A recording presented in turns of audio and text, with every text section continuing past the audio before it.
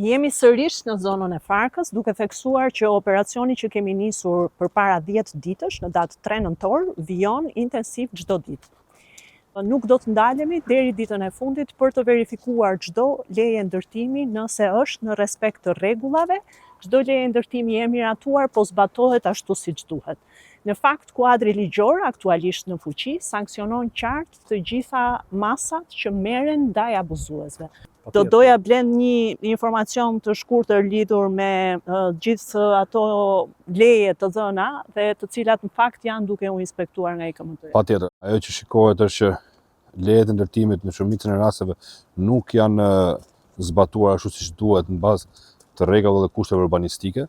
Ne si Bashki Tiranë kemi marrë të gjitha lejet e ndërtimit që janë në këtë zonë, në gjithë zonën e Farkës, Lundrës, Myllbathores, dhe të gjitha duke ja vënë në dispozicion IKMT-s, që më pas të bëhen të gjitha verifikimet që të shikohet që a e kanë zbatuar apo jo lejen e ndërtimit ashtu siç duhet në bazë parametrave urbanistike gjithë të tjerat. Inspektorati Kombëtar i Mbrojtjes së Territorit në bashkëpunim me Policinë e Shtetit dhe Bashkinë Tiranë ka vazhduar operacionin në terren duke verifikuar çdo kantier ndërtimi. Dokumentacioni i terrenit është ballafaqur me dokumentacionin që na ka vënë në dispozicion Bashkia Tiranë. Subjektet njoftohen paraprakisht që do të inspektohen.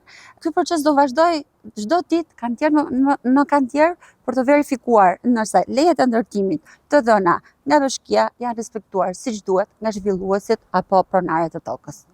Dua të theksoj edhe një herë, ndërtuesit, projektuesit dhe çdo palë përfshirë kanë detyrimin e vetëm zbatimin e plotë të ligjit.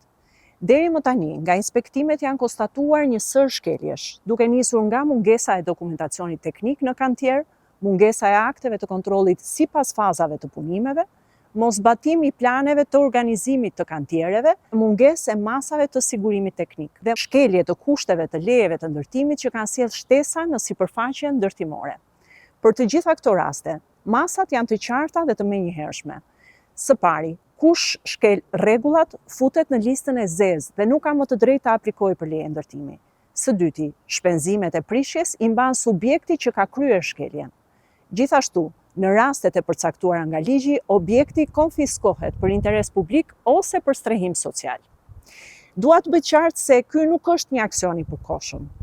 Ky është një operacion i pandalshëm, i mbështetur në ligj për vendosjen e rregullit dhe standardit në territor dhe për t'i dhënë fund një herë për gjithmonë abuzimeve, duke përfshirë edhe ndëshkimin e autoriteteve që mbyllin syt ose implikohen në paligjshmëri.